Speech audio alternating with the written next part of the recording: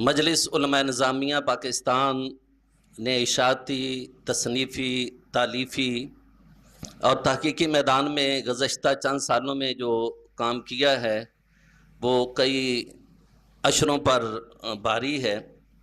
بالخصوص اشاعت کے میدان میں پہلے خطبات نظامیہ بہت خوبصورت انداز میں آیا، اور آج اساتذہ کرام کا تذکرہ بہت خوبصورت انداز میں، اور ایسا تحقیقی کام ہے کہ جو اشروں پر بھاری ہے۔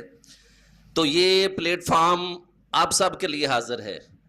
آپ تصنیف میں ہوں، تحقیق میں ہوں، تدریس میں ہوں، کسی میدان میں ہوں، آپ آگے بڑھیں اور آپ بھی اس میں اپنا حصہ ڈالیں۔